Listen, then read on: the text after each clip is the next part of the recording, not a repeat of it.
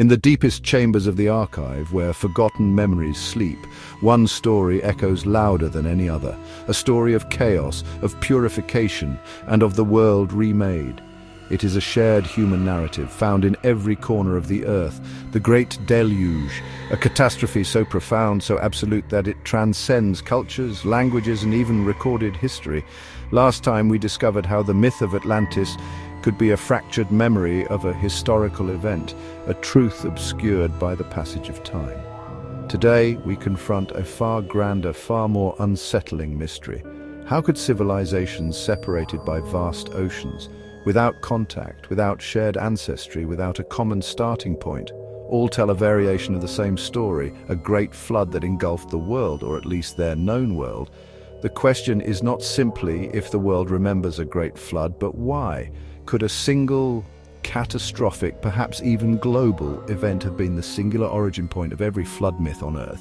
Or is it a deeper, more primal part of our collective consciousness, a fear born anew with every storm? Our earliest definitive written account of a great flood comes from the very cradle of civilization itself, Mesopotamia.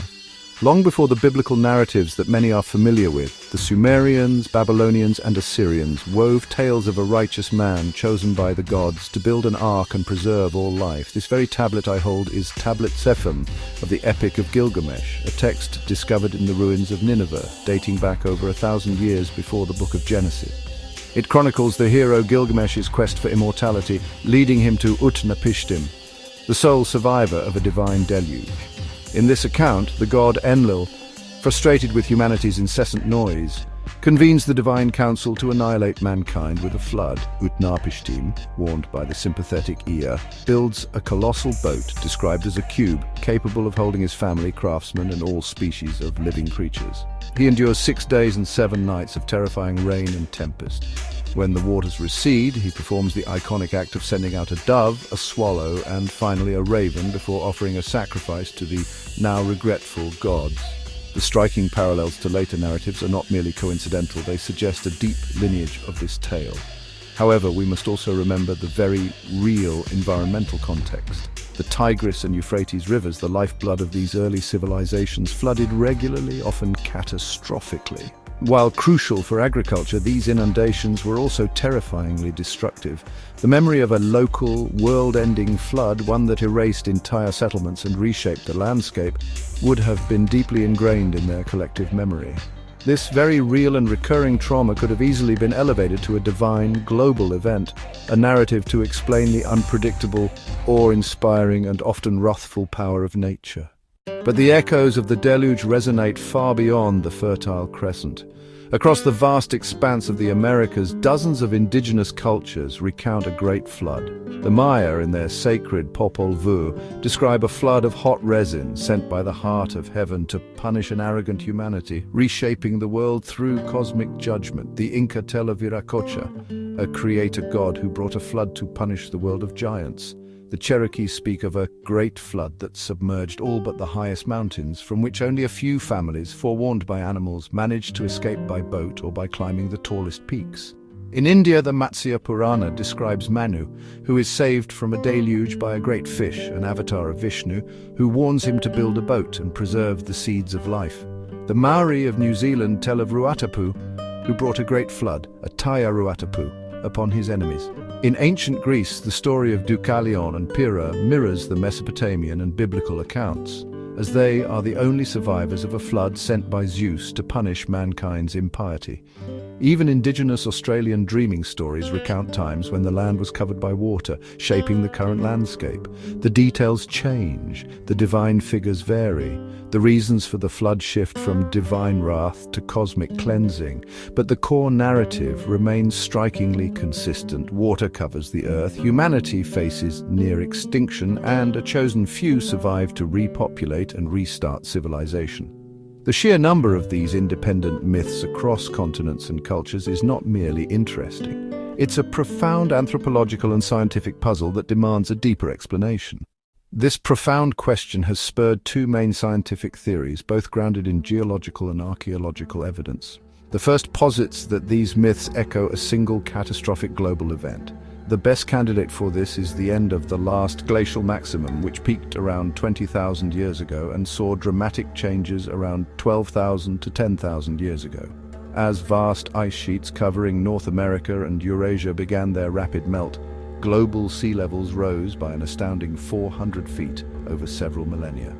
This wasn't an instantaneous biblical deluge, but a relentless, multi-millennial inundation that would have submerged every major coastline and river valley on Earth. It wiped out countless prehistoric settlements, reshaped continents, and drove humanity inland.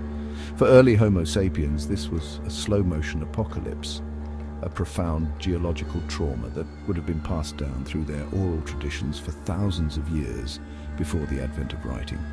Beyond this global rise, some propose specific localized mega-floods. The Black Sea Deluge theory, championed by geologists William Ryan and Walter Pittman, suggests that around 7,500 years ago, a massive flood from the rising Mediterranean dramatically burst through the Bosporus land bridge, creating a waterfall thousands of times larger than Niagara Falls. This event would have flooded a vast freshwater lake, expanding the Black Sea basin by 50% in a matter of months, forcing ancient communities to flee. Archaeological discoveries by researchers like Robert Ballard have found evidence of ancient coastlines, submerged settlements, and freshwater mollusks beneath the current saltwater depths, lending compelling credence to this theory. Similarly, the drowning of Doggerland, a vast, fertile land bridge connecting Britain to mainland Europe around 6100 BCE, would have been a cataclysmic, world-ending event for the Stone Age people who inhabited it. These were not minor events, they were civilizations-altering, landscape-redefining cataclysms. And for the people who endured them, the feeling would have been no different than the end of the world. So is it one singular global event or a multitude of localized memories? The truth, as often happens in the archive, is likely a profound combination. The myth is not a single verifiable historical account, but a tapestry woven from both. A collective memory of our species' inherent vulnerability to the raw, untamed power of water, amplified by very real, localized mega-catastrophes that, for the affected populations, were indeed the end of their known world. The Great Deluge reminds us that we are all connected not just by our present, but by our deepest, most ancient memories. These stories are a testament to our enduring will to survive, to rebuild, and to remember. The archive continues to reveal these patterns, these echoes across time and space, showing us that even in destruction, there is always the promise of renewal, of a new beginning. The waters have receded, but the stories flow on. Join us next time as we venture to the ends of the earth, exploring creatures of unimaginable power.